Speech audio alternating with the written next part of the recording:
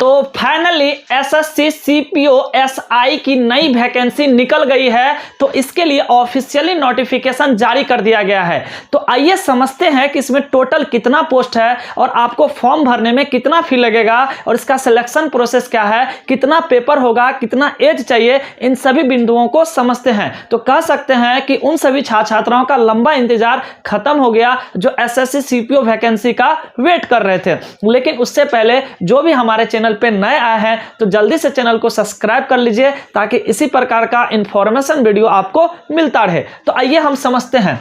देखिए, ये जो है एसएससी सीपीओ एसआई के लिए नई वैकेंसी के लिए नोटिफिकेशन ऑफिशियली जारी कर दिया गया है। अगर हम देखें इसमें टोटल पोस्ट, तो टोटल जो पोस्ट है 4187 पोस्ट है, ठीक है, और इसमें एसआई का 186 पोस्ट है, ठीक है। अच्छा खासा कह सकते हैं कि सीट है। लेकिन इसमें बात करें कि कितना रूप से कंबाइन मिला करके इतना पोस्ट दिया गया है, तो इसमें आपका देख सकते हैं बीएसएफ का पोस्ट आ जाता है, सीआईएसएफ का पोस्ट आ जाता है, सीआरपीएफ का पोस्ट आ जाता है, आईटीबीपी का पोस्ट आ जाता है और एसएसबी का पोस्ट आता है, और इसी में आपका दिल्ली पुलिस एसआई उसका भी इंक्लूड है, ठीक है। तो अगर आपका इसमें सिलेक्शन हो जाता है तो इन सभी विभाग में आपको ड्यूटी लग सकता है, ठीक है। आइए हम बात करते हैं कि फी आपको कितना लग सकता है फॉर्म भरने में।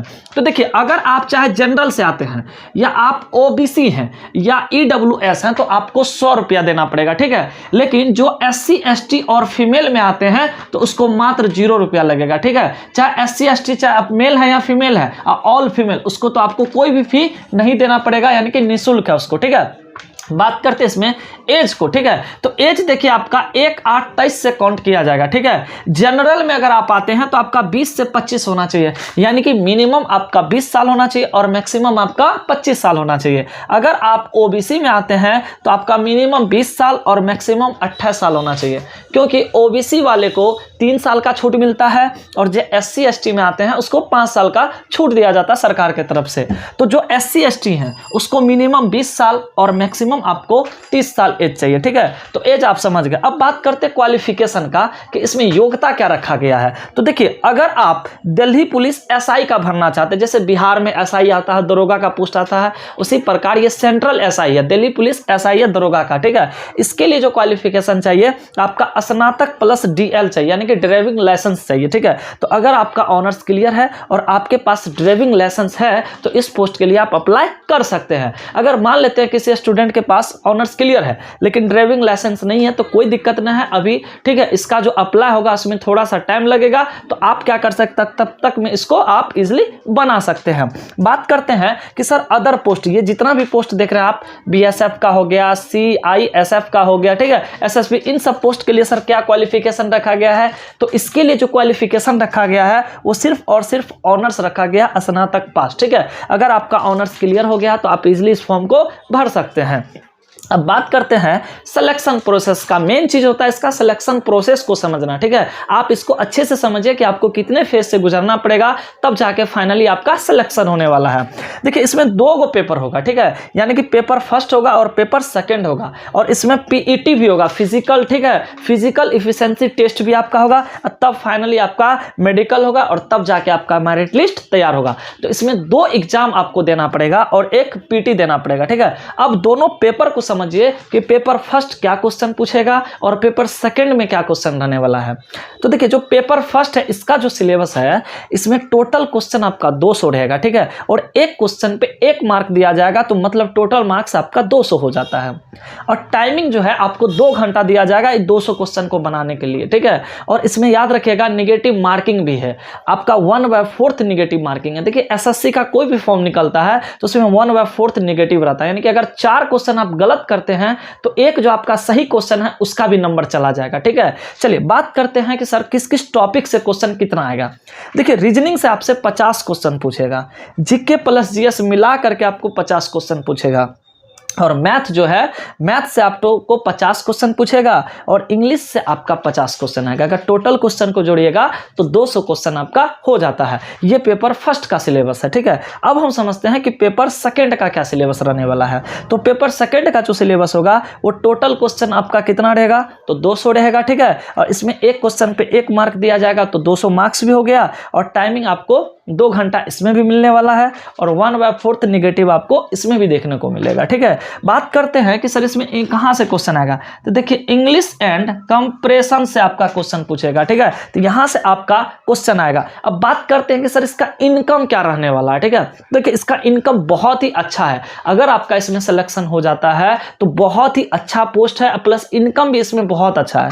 देखिए आपका 35,000 से लेकर 1,20,400 तक आपका इनकम हो सकता है, तो इनकम के मामले में बहुत ही अच्छा है। वैसे भी सेंट्रल गवर्नमेंट का जो भी जॉब होता है इनकम के मामले में बहुत ही अच्छा है, और ये आपका पोस्ट भी बहुत ही अच्छा पोस्ट है, ठीक है। अब हम बात करेंगे कि आप इसको कब से कब तक अप्लाई कर सकते हैं, इसका करेक्शन का डेट कब दिया गया है, आपका एग्जाम कब तक हो सकता है, और इसमें जो हाइट मांगा गया है वो क्या आपका होगा, ठीक है। तो आइए हम उस बिंदु पे चर्चा करते हैं। इसके लिए जो फॉर्म आप अप्लाई कीजिएगा, देखिए 4 मार्च से आपका फॉर्म स्टार्ट हो जाएगा, ठीक है, और इसका जो लास्ट डेट रखा गया है 28 तक, ठीक है, तो 4 मार्च से आप अप्लाई कर सकते हैं, यानी कि फॉर्म भरना स्टार्ट हो चुका है, आपका 28 मार्च तक आप इसका फॉर्म फिलअप कर सकते हैं। अब बात करते हैं कि अगर जिन स्टूडेंट को भरने में कुछ मिस्टेक हो जाएगा तो आपका करेक्शन का भी डेट दिया गया, ठीक है, तो 30 और 31 2 दिन आपका करेक्शन का डेट देगा, आप सुधार कर सकते हैं। लेकिन देखिए यहाँ पे अगर आप फर्स्ट टाइम में सुधार करते हैं तो आपको 200 रुपया फी देना पड़ेगा, और अगर सेकंड बार में आप करते हैं तो 500 रुपया। तो हम तो कहेंगे आप फॉर्म अच्छा से फिलअप कीजिएगा कि आपका गलती ना हो, क्योंकि करेक्शन का चार्ज लिया जाएगा आपसे, ठीक है। फर्स्ट बार अगर कुछ गलती सुधार करते हैं तो 200 टका, अब फिर अगर कुछ गलती हो गया तो फिर आपसे 500 रुपया चार्ज लिया जाएगा, ठीक है। चलिए बात करते हैं कि आपका एग्जाम कब हो जाएगा। तो इसका जो एग्जाम डेट दे रखा है, जो पहला आपका पेपर होगा वो 9 से लेकर 13 मई के बीच आपका एग्जाम उठेगा। देख सकते हैं आपका फर्स्ट पेपर जो होगा वो 9 यानी कि 9 से लेकर कहां तक, आपका 13 मई को यह पेपर आपका फर्स्ट हो जाएगा, ठीक है। अब बात करते हैं इसमें हाइट को लेकर के, ठीक है। देखिए हाइट को समझिए अच्छा से, तो जो मेल में आते हैं, ठीक है, मेल कैंडिडेट के लिए हैं, चाहे आप जनरल हैं या ओबीसी हैं या एससी हैं, ठीक है, उसको 170 सेंटीमीटर हाइट चाहिए, ठीक है। सिर्फ एसटी को छूट दिया गया है, तो एसटी जो आते हैं उसको 162 पॉइंट यहां से देख सकते हैं 5 सेंटीमीटर इसको हाइट चाहिए, ठीक है।